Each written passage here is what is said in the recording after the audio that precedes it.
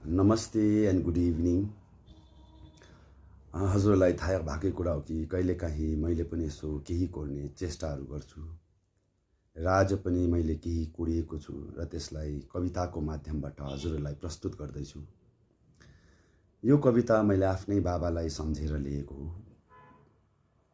हजुरलाई कस्तो लाग्छ कमेन्ट गरिदिनुहोस् होला, मन परेमा लाइक र सेयर पनि गरिदिनुहोस् होला।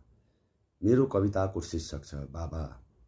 बाबा, म धेरै माया गर्छु तपाईलाई, मेरो सबै अंश तपाईको हो, स्वीकार गर्छु सबैलाई। नदेखे भए तापनि कल्पना गरिरहन्छु, यस्तो थियो होला उस्तो थियो होला भनी सम्झना कोरी सम्झिरहन्छु। यादको पनि त सहारा छैन मलाई, यादको पनि त सहारा छैन मलाई, धमिलो दृश्य धरी पनि सम्झना छैन मलाई।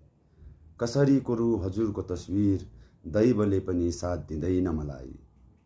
दैवले हामीलाई कहाँ पुर्यायो, एक दिन त्यही दैवले मिलाउने छ। आज जसरी हाम्रो साथ टुटायो, एक दिन कुनै दो बाटोमा अवश्य मिलाउने छ। बाबा, म धेरै माया गर्छु तपाईलाई, मेरो सबै अंश तपाईको हो, स्वीकार गर्छु सबैलाई।